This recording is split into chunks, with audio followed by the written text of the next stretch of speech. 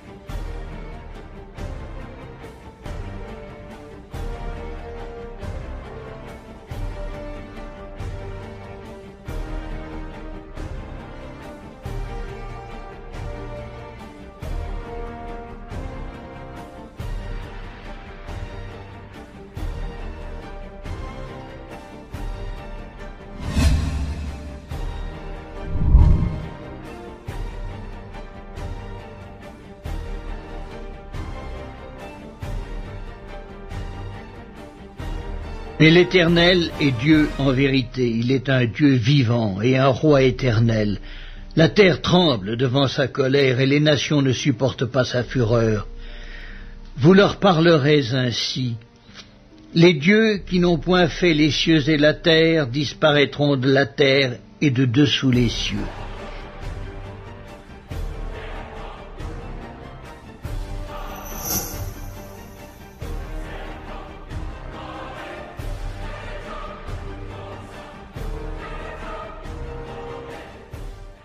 On va aller dans ce moment particulièrement de réflexion sur ce sujet des plus importants actuellement, puisque Jésus en a parlé sur la fin des temps. Donc on va se lever, si vous voulez bien, et on va lire dans 1 Timothée, la première épître à Timothée, et nous lisons particulièrement au chapitre 4. Première épître à Timothée, chapitre 4, verset 1er. Le titre du message, donc, c'est les esprits séducteurs, et c'est une partie qui s'intitule la manière ou les manières des séducteurs. Mais l'Esprit dit expressément que dans les derniers temps, quelques-uns abandonneront la foi pour s'attacher à des esprits séducteurs et à des doctrines, des enseignements de démons, par le moyen, comment cela? Par l'hypocrisie, donc, de faux docteurs, portant la marque de la flétrissure dans leur propre conscience, prescrivant de ne pas se marier et de s'abstenir d'aliments que Dieu a créés pour qu'ils soient pris avec action de grâce par ceux qui sont fidèles et qui ont connu la vérité. Car tout ce que Dieu a créé est bon, et rien ne doit être rejeté, pourvu qu'on le prenne avec action de grâce, parce que tout est sanctifié par la parole de Dieu et par la prière. Amen. Et je continuerai le verset suivant.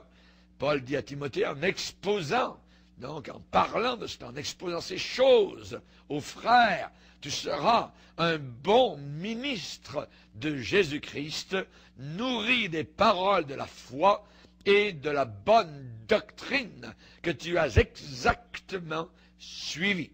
Repousse les contes profanes et absurdes. Exerce-toi à la piété, car l'exercice corporel est utile à peu de choses, tandis que la piété est utile à tout, ayant la promesse de la vie présente et de celle qui est à venir. C'est là une parole certaine et entièrement digne d'être reçue. Nous travaillons en effet et nous combattons parce que nous mettons notre espérance dans le Dieu vivant qui est le sauveur de tous les hommes, principalement des croyants. Amen. Père, nous te bénissons, nous te glorifions pour ce temps de pause, ce temps de réflexion que nous voulons faire, Seigneur, afin de considérer les choses, Seigneur, qui se passent autour de nous, particulièrement dans le monde religieux, et nous te demandons, Seigneur, que nous puissions comprendre ce que l'enseignement des Écritures est là, Seigneur, pour nous dire. Nous prions que ceux qui entendent, ceux qui écoutent ce message, l'écoutent avec l'Esprit de Dieu, avec un cœur, et non pas uniquement avec la tête. Nous te le demandons, Père, dans le nom puissant de Jésus. Amen. Et tout le peuple dit Amen. Gloire à Dieu. Voilà, vous pouvez vous asseoir, frères et sœurs. Alléluia. Nous allons parler ce soir des manières des séducteurs. Les manières, les façons d'agir, donc le modus operandi des séducteurs. Et si vous sondez les Écritures attentivement concernant les derniers jours, vous allez voir particulièrement que Jésus a parlé de la séduction. Il a parlé de cela avant même les guerres, les bruits de guerre, les tremblements de terre, tout cela. Hein, il a parlé surtout en disant que personne ne vous séduise. Ce qui veut dire que la séduction à la fin des temps sera immense et grande. Ce qui veut dire que le mensonge, le pseudo-christianisme va augmenter. C'est-à-dire un faux évangile va augmenter de plus en plus.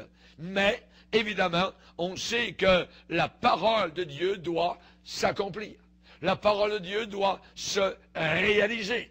Et on sait que ces choses écrites seront vraiment manifestées de plus en plus dans ces derniers jours. Ça n'ira pas en diminuant, en s'effaçant, non, ça va augmenter de plus en plus. Donc, à nous d'être sur nos gardes, de bien veiller. Et on sait que lorsque l'apôtre Pierre avait sorti son épée pour sauver supposément Jésus, imaginez, Jésus lui a dit, remets ton épée dans le fourreau parce qu'il faut que les Écritures s'accomplissent. Jésus devait être livré. Jésus devait mourir sur la croix pour nous sauver. Et Jésus a dit à l'apôtre Pierre, à cette occasion particulière, comment donc s'accompliraient les Écritures. Voyez, les Écritures doivent absolument s'accomplir sur ce qui a été prédit dans cette parole merveilleuse. Et évidemment, ce qui veut dire que beaucoup, je dis bien beaucoup, pas très peu, pas un ici et là, beaucoup de séducteurs vont venir parmi le peuple de Dieu, au milieu du peuple de Dieu, en nombre de plus en plus nombreux, de plus en plus grands. Donc, beaucoup de séducteurs vont venir et ils vont déclarer un peu de vérité. Voyez, pour être séduisant, vous n'arrivez pas avec une fausse doctrine, vous arrivez avec la vérité pour gagner le cœur des gens. Et ensuite, vous donnez votre poison. Voyez, votre fausse doctrine. Donc, beaucoup de séducteurs, évidemment, donc, ils vont arriver parmi le peuple de Dieu. Ils vont déclarer un peu de vérité et ainsi ils vont gagner la faveur des gens. Ils vont gagner le crédit, voyez, des gens. Tout marche par la foi, comme dans le gouvernement. Quand les gens n'ont plus foi dans le gouvernement, ils mettent dehors, voyez. Et c'est la même chose dans le monde, je dirais, évangélique. On a besoin, évidemment, de croire en ceux qui nous enseignent. Mais si ceux qui enseignent commencent à dévier, commencent à mettre un peu de vérité et un peu d'erreur, à ce moment-là, je dois me retirer.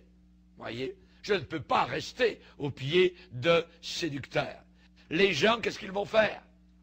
Quand vous avez un séducteur devant vous, les gens vont examiner les Écritures et ils vont dire ce que ces hommes disent. C'est vrai, c'est vrai. Puis, quand ces hommes séducteurs auront gagné le cœur des gens, c'est alors, et alors seulement, et ils savent très bien, voyez, qu'ils vont apporter leur fausse doctrine. Quand le cœur est attaché, quand le cœur est confiant, quand le cœur est en sécurité, c'est à ce moment-là que, évidemment, ces faux docteurs agissent avec des fausses doctrines, voyez. Et on sait, j'aimerais vous donner quelques conseils.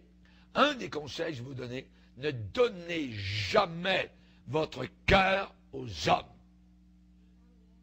Ne donnez jamais votre cœur aux hommes. La Bible dit, mon fils, donne-moi ton cœur. Amen. Donnez votre cœur au Seigneur Jésus-Christ. Combien de personnes aujourd'hui sont assis au pied de faux semblants, de faux docteurs? Ils ont confiance dans ces faux docteurs-là. Parce que les gars sont arrivés au départ avec de la vérité, et pendant assez longtemps, suffisamment de vérité pour qu'ensuite, ils les prennent avec des fausses doctrines. Et les gens croient à cela, parce que c'est leur homme. Ne mettez jamais votre confiance dans aucun homme. La Bible dit dans Jérémie 17, « Maudit soit l'homme qui place sa confiance dans l'homme. » Ne donnez jamais vos cœurs aux hommes. Dieu dit, mon fils, donne-moi ton cœur. Donne-moi ton cœur. Il faut donner notre cœur au Seigneur. Et vous ne serez jamais déçus. Vous pourrez avoir tombé 20 000 de là, 10 000 de là, à votre droite, à votre gauche. Vous continuerez avec le Seigneur. J'ai vu beaucoup de scandales, d'hommes de Dieu, de pasteurs, d'évangélistes, tout ça. Ça ne m'a pas ébranlé en rien du tout. Moi, j'ai continué à suivre le Seigneur. Voyez? Mais quand vous avez des gens, ah ben là, si c'est ça l'évangile, voyez, on quitte Jésus, jamais de la vie. On ne quitte pas Jésus, voyez. C'est parce que ces gens-là avaient mis leur foi dans l'homme. Ne mettez pas votre foi dans les hommes. N'ayez pas en admiration des personnes. N'ayez pas des personnes, des hommes en admiration. Voyez. Pourquoi? Parce que c'est par ces mêmes personnes que Satan pénètre et va pénétrer parmi le peuple de Dieu. Quand vous admirez quelqu'un, votre confiance est totale, voyez. Vous ne vérifiez même plus dans les Écritures ce qui est dit en avant. C'est très dangereux. Les Béréens vérifiaient où? Où est-ce qu'ils checkaient? Où était le point de vérification? Dans les Écritures. Pour voir quoi? Si ce qui était dit par l'apôtre Paul était exact. Voyez? C'est dans les Écritures que l'on voit si c'est exact ou non. Satan peut prendre la parole de Dieu, mais la tordre. Et si quelqu'un nous dit la Bible dit cela, nous devons être capables de dire il est aussi dit cela. Et les sectes travaillent comme cela, avec une Bible. Les Mormons travaillent avec une Bible. Les témoins de Jéhovah travaillent avec une Bible.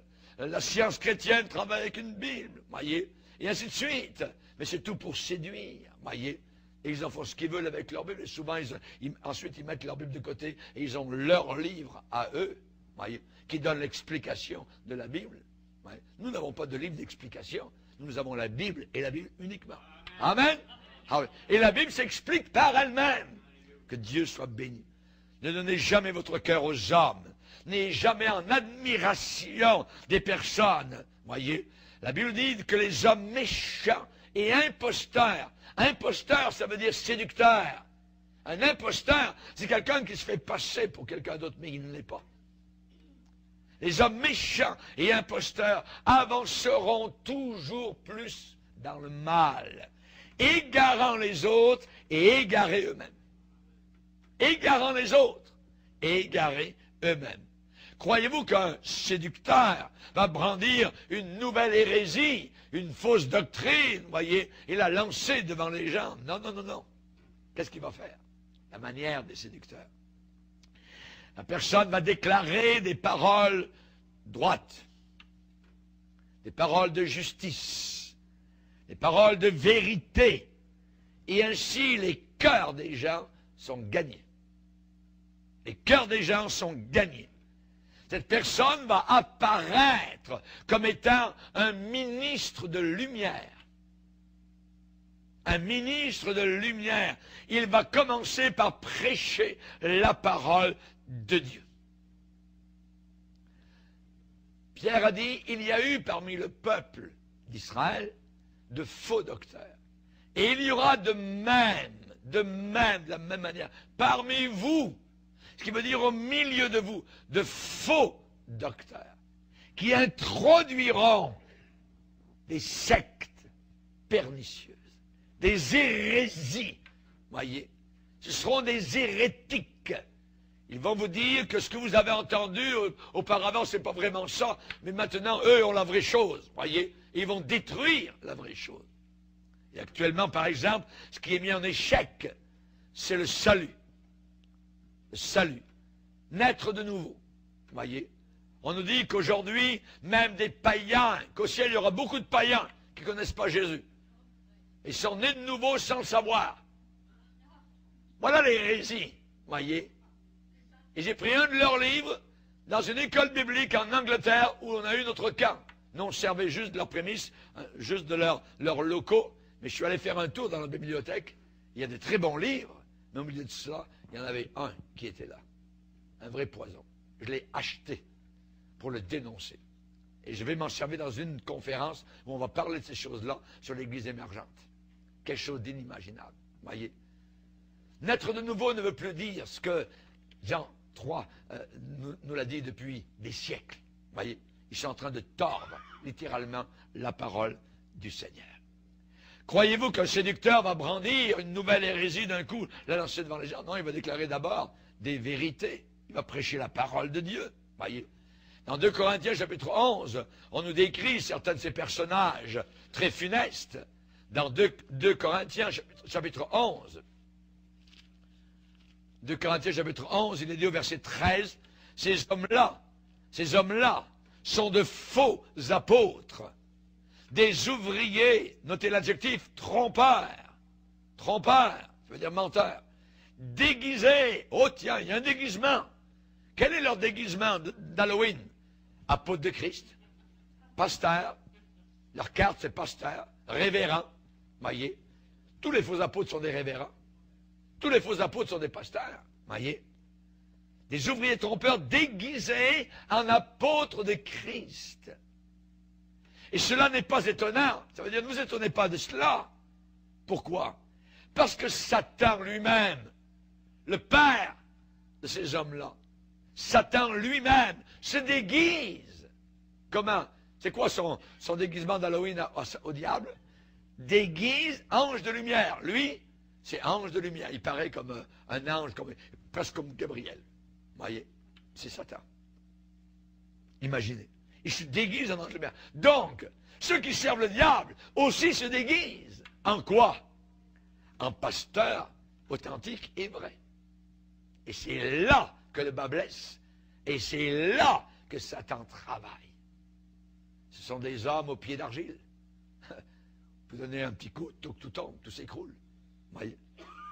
Il n'est donc pas étrange, verset 15, que ces ministres, les ministres du diable, le diable a ses ministres, le diable a ses pasteurs, pas étrange que ces ministres, pronoms possessifs, il les possède, il les a en main. Pas étrange que ces ministres aussi se déguisent en ministres de justice. Leur fin sera selon leurs œuvres. Je ne vous connais pas. Hein? On a fait des miracles, on a prophétisé en ton nom, on a fait le tour de la terre 28 fois et on a prêché la parole, des foules. Je ne vous connais pas. Ouvrier d'iniquité. Ouvrier d'iniquité. Voyez.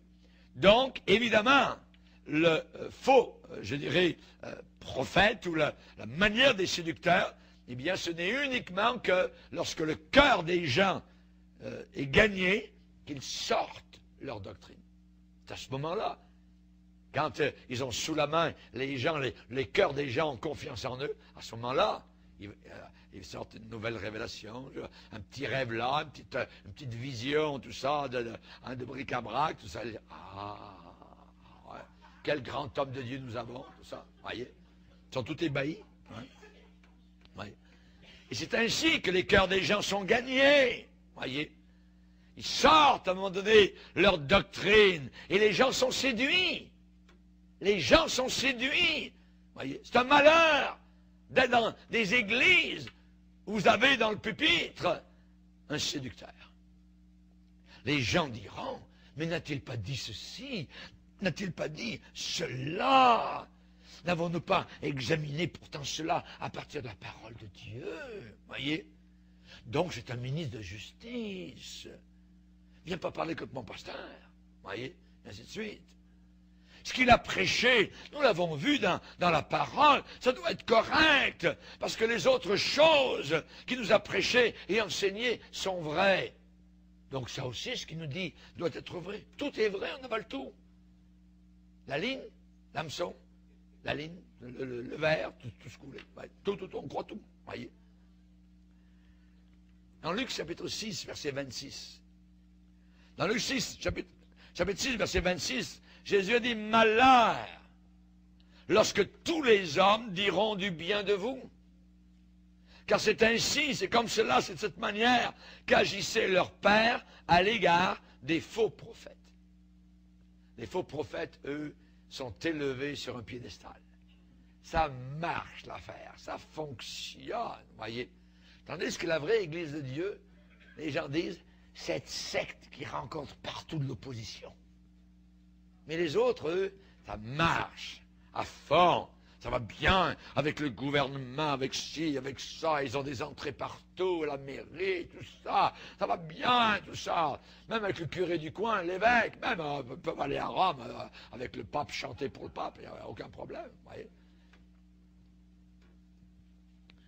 Chers amis, les gens sont séduits. Et Jésus a bien dit que personne ne vous séduise. Que personne ne vous séduise. Voyez.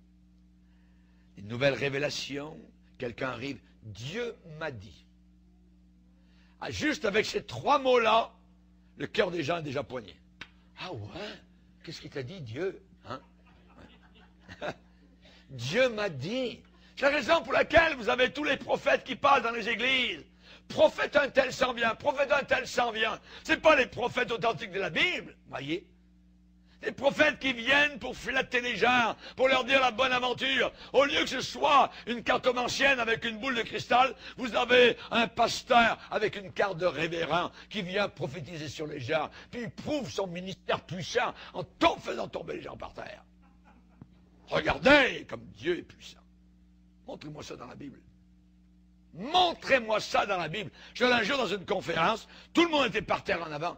Il y avait à peu près 50 personnes, tous par là. Je dis, c'est quoi, c'est un champ de bataille ici? C'est quoi? Surtout, ils tiennent pas debout. C'est quoi l'affaire? Voyez?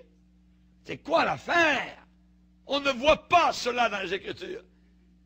Ah, mais puis il y a l'esprit. Il ne faut pas parler contre l'esprit. Oui, moi je parle contre cet esprit-là. Je parle contre cet esprit-là, qui n'est pas le Saint-Esprit, qui n'est pas l'Esprit de Dieu. Car Dieu ne nous a pas donné un esprit de timidité, mais un esprit de force, un esprit d'amour et un esprit de sagesse. Le mot sagesse veut dire équilibré, sound mind, un esprit en santé, pas un esprit de folie, voyez, pas un esprit de folie. Il y en avait qui étaient arrivés d'une réunion, et puis il y avait tellement d'esprit dans cette réunion, quand les gens sont partis, la voiture était pleine de ces supposés chrétiens, tout ça, puis le gars qui conduisait était tellement rempli d'esprit, s'en allait sur la route, d'un côté et de l'autre, c'était le Saint-Esprit, tout ça. Tout d'un coup, toutes les flashs des polices étaient derrière, voyez. Oh, là, voyez. Là, il a fallu payer le ticket, voyez. Là, il redevenait normal. Non, c'est pas le Saint-Esprit, c'est la folie. C'est la folie. Dieu ne nous a pas donné un esprit de folie, un esprit de sagesse. Amen. Alléluia. Gloire à Dieu. Que personne ne vous séduise. Prenez avec moi Colossiens chapitre 2. Colossiens chapitre 2. Vous allez voir le leitmotiv qui revient au moins 4 fois. L'apôtre Paul enseigne. Dans Colossiens chapitre 2, n'oubliez pas que c'est la parole de Dieu, c'est pas la mienne. Ici, c'est des avertissements contre les fausses doctrines. Verset 4. Je dis cela afin que personne ne vous trompe par des discours séduisants. C'est beau. Les gars, ils parlent, on dirait que c'est des trompettes d'anges. Voyez? Car si je suis absent de corps, je suis avec vous en esprit, voyant avec joie le bon ordre qui règne parmi vous, et la fermeté de votre foi en Christ. Voyez. Un peu plus loin, verset 8. Prenez garde que personne ne fasse de vous sa proie, par la philosophie et par une vaine tromperie, s'appuyant sur quoi? Sur la tradition des hommes. Ça veut dire les philosophies païennes, la sagesse humaine, la psychologie. Voyez, s'appuie sur Freud.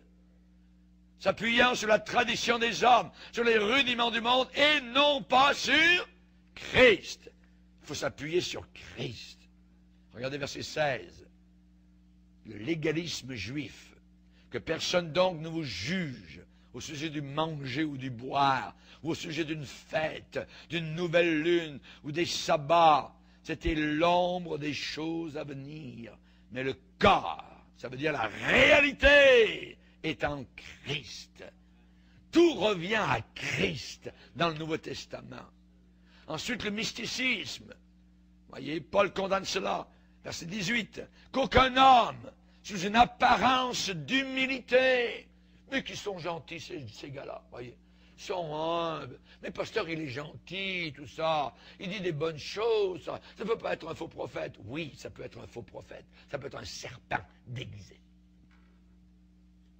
Qu'aucun homme sous une apparence d'humilité et par un culte des anges ne vous ravisse à son gré le prix de la course, tandis qu'il s'abandonne, il se livre à ses visions. L'Église catholique romaine est remplie de visions, voyez. Et comme on est influencé de plus en plus par le catholicisme, eh bien, beaucoup de chrétiens aujourd'hui aussi, des visions-ci, des visions de toutes sortes d'affaires, de visions pizza, ainsi de suite. Vous avez tout le paquet, là, voyez.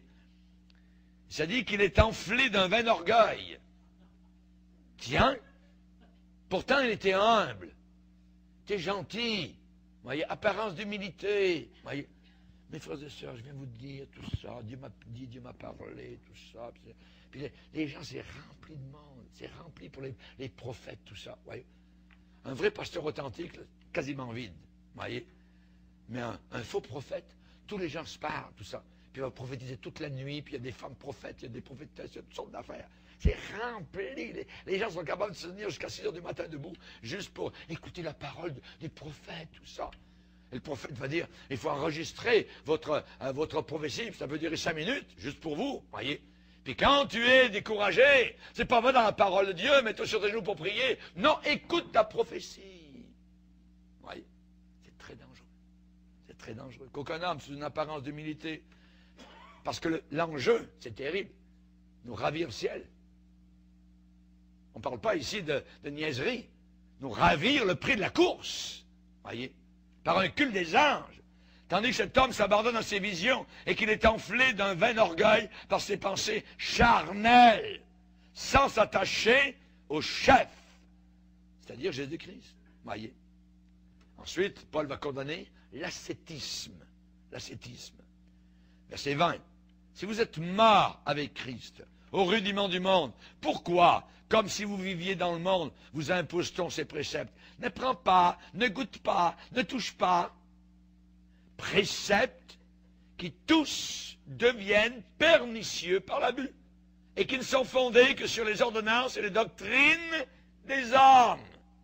Ils ont à la vérité une apparence de sagesse, en ce qu'ils indiquent un culte volontaire de l'humilité et le mépris du corps, mais ils sont sans aucun mérite et contribuent à la satisfaction de la chair. J'aimerais vous dire une chose, votre corps est bon. Amen. Votre corps n'est pas mauvais. L'ascétisme est une fausse doctrine. Mais l'Église catholique sont remplis d'ascétisme.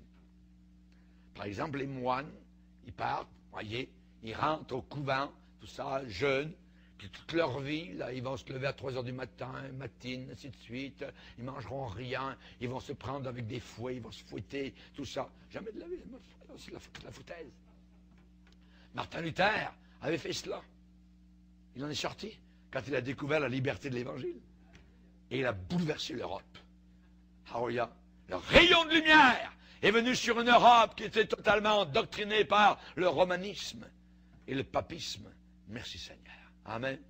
Votre corps n'est pas mauvais. Alléluia. Votre corps est bon. Alléluia. Et de l'ascétisme, goûte pas, mange pas, ainsi de suite, tout ça. Non. Voyez. Moi, je mange. Il y a un temps pour jeûner, puis un temps pour manger. Alléluia.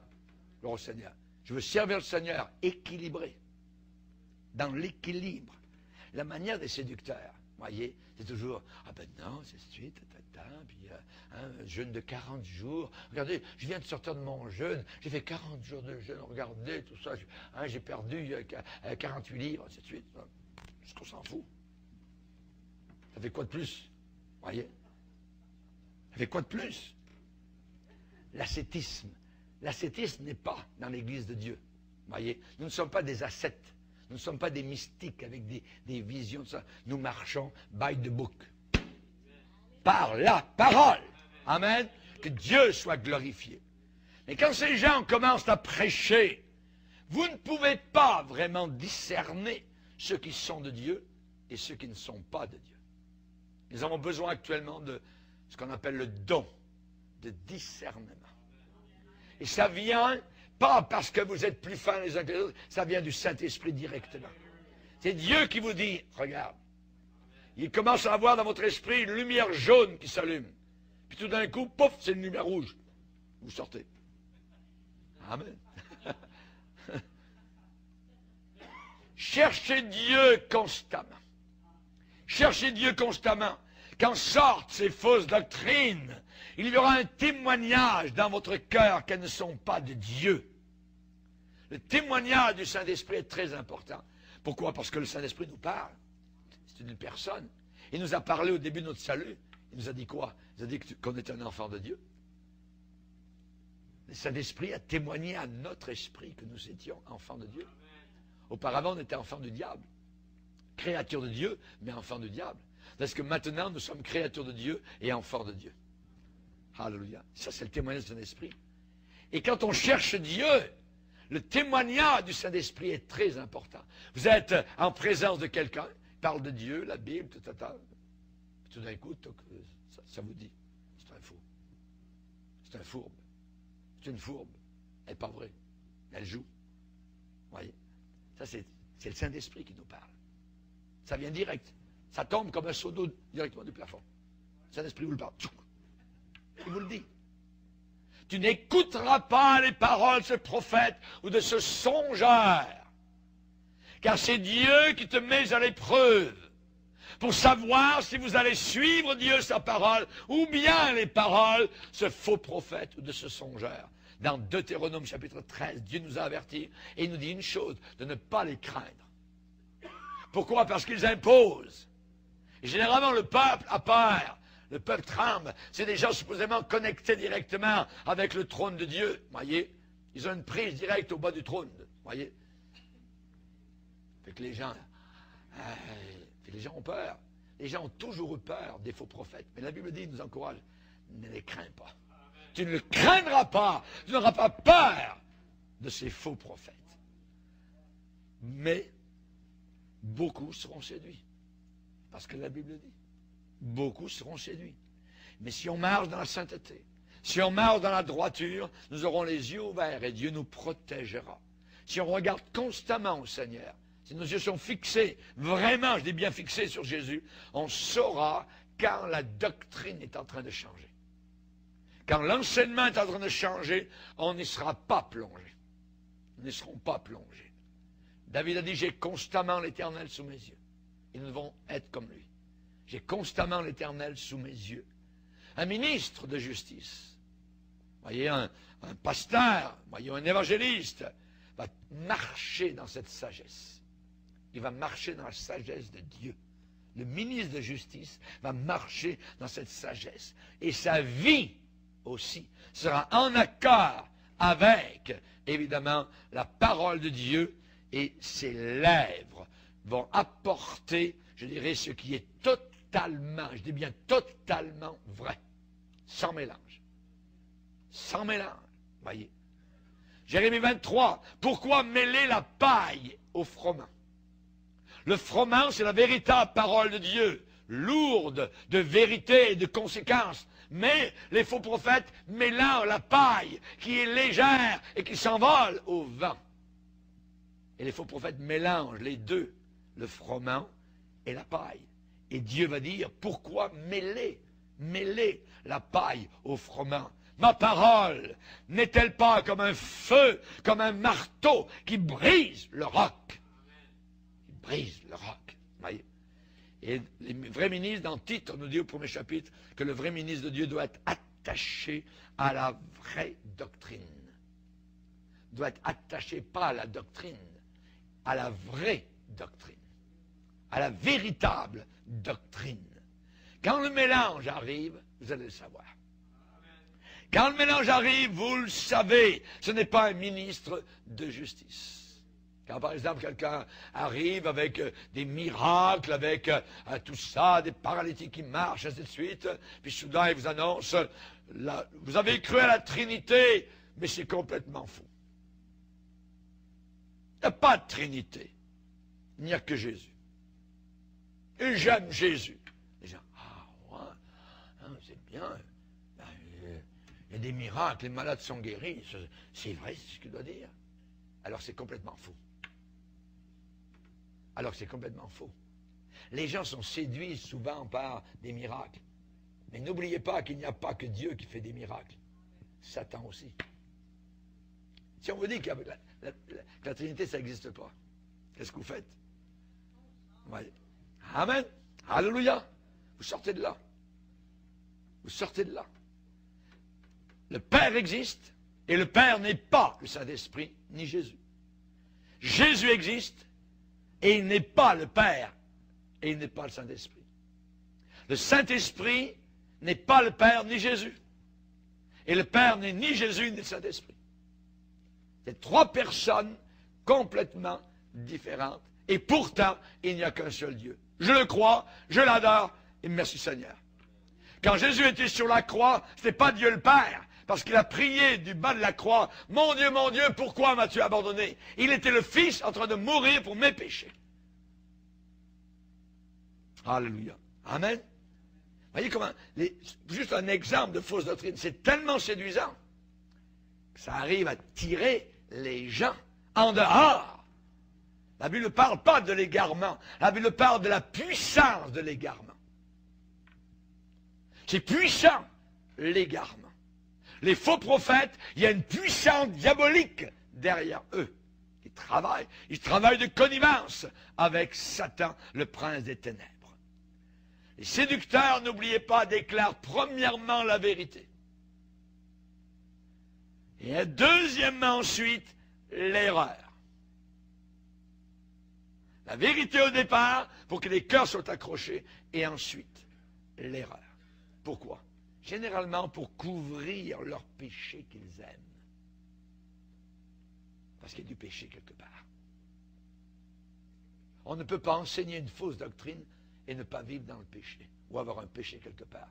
Jésus va leur dire, oui, vous avez fait des miracles, oui, vous avez chassé des démons, oui, vous avez prophétisé, mais il y avait de l'iniquité dans vos cœurs. Le problème, ce n'est pas les dons du Saint-Esprit, le problème, c'est les fruits du Saint-Esprit. Et souvent, dans certains milieux, ils ont insisté sur les dons de l'Esprit, en se fichant complètement, savoir comment la personne vivait. La personne est capable de prophétiser des choses merveilleuses et glorieuses et qui sont vraies. Mais la personne peut vivre totalement dans le péché. Et c'est là qu'il faut que nous fassions très attention. Les séducteurs déclarent premièrement la vérité et ensuite l'erreur. Lorsque la femme sunamite a parlé au prophète, elle lui a dit, la parole de Dieu dans ta bouche est vérité. La parole de Dieu dans ta bouche est vérité. Parce que la parole de Dieu dans la bouche d'un faux prophète peut être fausseté. Fausseté. Et je vous exhorte à étudier la parole de Dieu sur les esprits séducteurs. C'est un des plus grands dangers de ces derniers jours. Un péril. On a été avertis. Voyez. Dieu désire que nous soyons fermement établis sur sa parole. Faites des disciples. Et un disciple de Jésus ne flotte pas à tout vent de doctrine d'un côté et de l'autre. Non, non, non. Il est enraciné dans la parole de Dieu. Qu'êtes-vous allé voir au désert? Un roseau agité par le vent? Non. Un homme de Dieu, authentique et vrai. Jean-Baptiste ne pliait pas à un vent de doctrine qui passait à un autre, ainsi de suite. Non, non, il savait où il se tenait. Et je vous exhorte à étudier la parole de Dieu sur un sujet pertinent actuellement, c'est les esprits séducteurs. Un grand péril. Dieu désire que nous soyons établis fermement sur les Écritures et non pas sur les personnalités des hommes. Pas sur les personnalités des hommes. Ne croyez pas en Bourgier, croyez dans le Seigneur Jésus-Christ. Alléluia. Et vous ne serez pas ébranlés. Vous ne serez pas ébranlés alors que beaucoup le seront de plus en plus. Beaucoup vont se retrouver parqués dans leur maison. C'est ça l'église, tout ça, tellement d'injustice à l'intérieur, tout ça. Si vous saviez ce qui est arrivé, tout ce qu'on m'a fait, on m'a pas reconnu, ainsi de suite. Ah, ça, on a entendu ça. Le diable a gagné. Le diable a gagné. Voyez. Lisez avec moi un passage dans 2 Chroniques 18. 2 Chroniques 18, verset 18.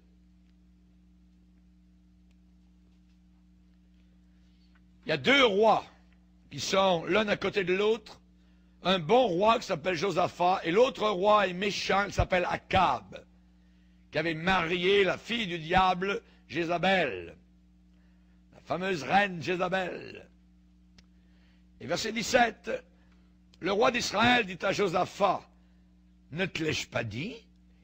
Il ne prophétise sur moi rien de bon, il ne prophétise que du mal. » C'était un prophète authentique de Dieu qui s'appelait Michée.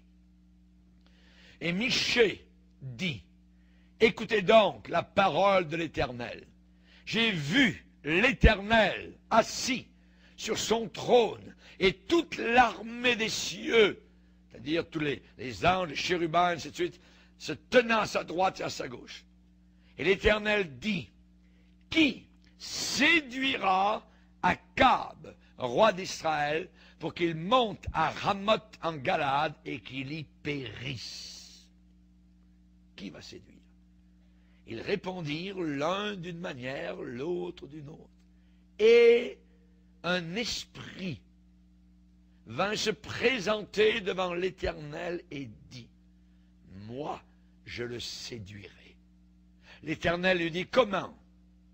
Je sortirai, répondit-il, et je serai un esprit de mensonge dans la bouche de tous ces prophètes.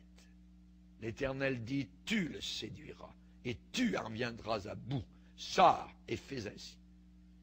Et maintenant, c'est Michée qui parle, maintenant voici l'Éternel a mis un esprit de mensonge dans la bouche de tes prophètes qui sont là. Et l'Éternel a prononcé du mal contre toi.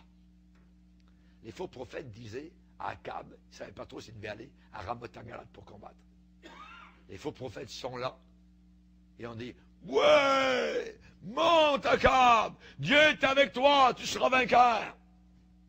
Akab dit, il n'y a pas encore un homme de Dieu qu'on pourrait consulter. Il parle au roi Josaphat qui est à côté de lui. Vous voyez. Josaphat dit, il y en a un. Avec lui, tu vas savoir la vérité. Il s'appelle Michée. Michée, ah, non, je le hais. Il dit jamais du bien sur moi. Josaphat dit, ben, fais-le venir quand même, on va voir. Et Michée arrive, il y a des centaines de faux prophètes, de faux pasteurs qui sont là. Il y en a un qui arrive. Et il dit ça. J'ai vu l'Éternel assis. Un esprit a parlé et a dit, je séduirai Akab pour qu'il monte à Ramoth en Galade. Quand Akab entend ça, ouais, il dit, ce gars-là, mettez-le au pain et à l'eau en prison. Les gardes arrivent, costauds, prennent le pasteur, mettent en prison, plic-plac, en bas, à l'ombre. Avant qu'il ne quitte le lieu où était le roi Akab, Michée se retourne et dit, roi Akab, si tu retournes vivant de Ramoth en Galade, c'est que l'Éternel n'a pas parlé par ma bouche. Bye bye. Emmenez-le. Il monte au combat. Vous voyez. Et au combat, ce que Michée a dit, il y repense. Et il va se déguiser en soldat simple. Comme ça. Parce que dans la bataille, ce qu'on cherche, c'est les rois. Si le roi est tué, ils sont gagnés. Celui qui tue le roi a gagné. Alors il se déguise en simple soldat. Et le roi Josaphat, qui est un bon roi, lui garde ses habits royaux. Et dans la bataille, les ennemis arrivent et voient un roi. Et là, ils sont prêts de le tuer, Josaphat. Il est dit que Josaphat a crié à l'Éternel, « Oh Seigneur, secours-moi !» Et les archers sont détournés de Josaphat. Et ensuite, la Bible dit qu'au hasard, un des soldats a tiré une flèche dans la bataille. Pouf! Elle est venue se piquer directement dans le corps d'Akab. Akab a dit à ses soldats qui sur le char, « Tirez-moi en dehors du combat, mon sang coule. » Et il est mort dans son sang. Chers amis, Michée avait dit la vérité. Et les faux prophètes étaient tous inspirés par ce démon. Ouais, monte à Ramoth en Galade, tu seras vainqueur. Moi, attends. Tandis que Michée, un seul. Et c'est pour ça qu'on dit souvent, un seul homme avec Dieu, c'est la majorité. Un vrai, un authentique homme de Dieu, c'est la majorité. Amen. Ne vous attachez jamais à des personnalités humaines. Il faut toujours consulter Dieu quand on entend parler de quelque chose que l'on n'a pas vu dans la parole de Dieu. Quand vous entendez parler de quelque chose que vous n'avez pas vu dans la parole de Dieu, alors il faut consulter Dieu ou aller voir le pasteur qui se tient sur les Écritures. C'est très dangereux. Les Béréens vérifiaient dans les Écritures pour savoir si ce que Paul lui-même disait était exact. Nous ne devons pas admirer les personnes parce que c'est exactement par cette méthode que Satan va détruire à la fin des temps beaucoup de personnes parmi le peuple de Dieu. Il faut faire attention.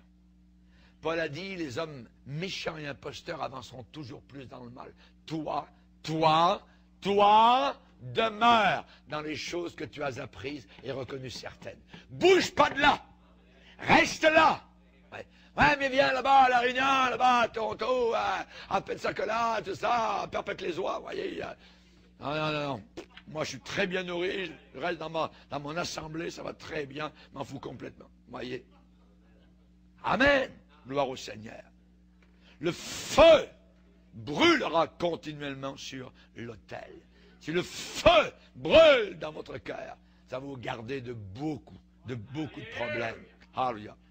S'attacher à des doctrines de démons, voyez, la Bible parle de cela. Ils s'attacheront à des doctrines de démons. Les démons enseignent au travers de bouches où les démons parlent. C'est dangereux. C'est très dangereux. Et le monde actuellement évangélique est rempli de faux prophètes.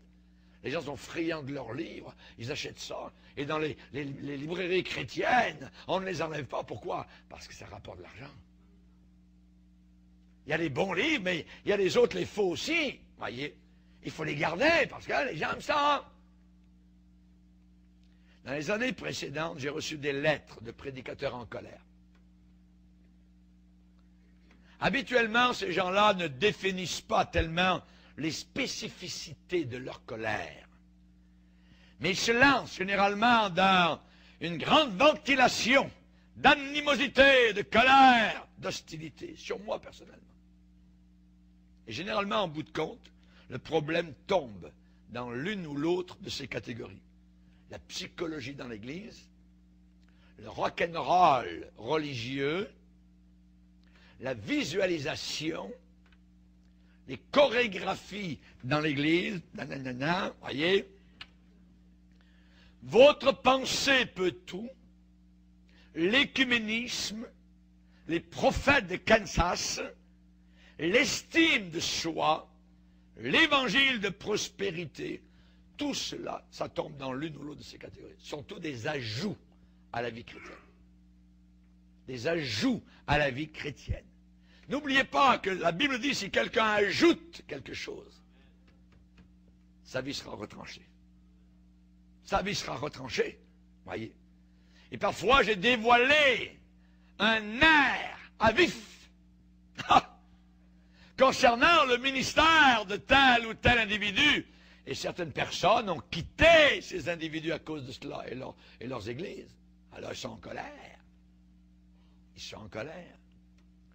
Le rock'n'roll religieux, heavy metal, à l'intérieur de l'église, nous arrive en camouflage, supposément pour attirer les jeunes à Jésus-Christ. Complètement fou. Ça ne le fait pas. Quand vous relevez la couverture, quand vous tirez le rideau, vous découvrez que c'est une doctrine de démon. C'est une doctrine de démon. La psychothérapie, la psychologie chrétienne, une autre doctrine de démon, la pensée positive, le pouvoir de la pensée. Certains prédicateurs s'y sont livrés totalement à cela. C'est une fausse doctrine de démon. La fondation, le fondement de ces fausses philosophies, ce sont des esprits séducteurs. Et c'est la Bible qui nous le dit. Ce sont des démons qui sont derrière cela. Des démons qui sont derrière cela. Et ces gens-là s'y attachent, s'attacheront. Ils aiment ça. Des séminaires, voyez. Des fins de semaine, voyez. Vous avez des problèmes maritaux. Ce n'est plus, je dirais, la cure d'âme normale que nous avions auparavant. Ouais, non. Ah non, c'est des cours, c'est des thérapies, c'est couche-toi sur le divan, puis tu vas venir me voir pendant 6 mois, tout ça, puis à chaque fois, attends, monnaie sonnante, voyez. À l'intérieur de l'Église, c'est très dangereux.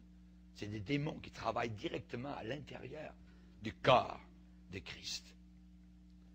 Les esprits séducteurs s'y attacheront. Prenez avec moi 1 Timothée chapitre 6.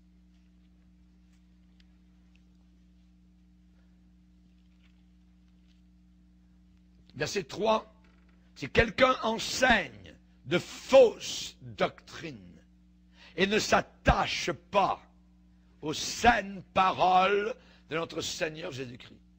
Il y a la doctrine qui est selon la piété, il est enflé d'orgueil. Il ne sait rien. Mais voyons, il passe pour un grand intelligent, un grand connaissant. La Bible dit, il ne sait rien. C'est un niaiseux. Un niaiseux, en bon français québécois. Il ne sait rien. Il a la maladie des questions oiseuses.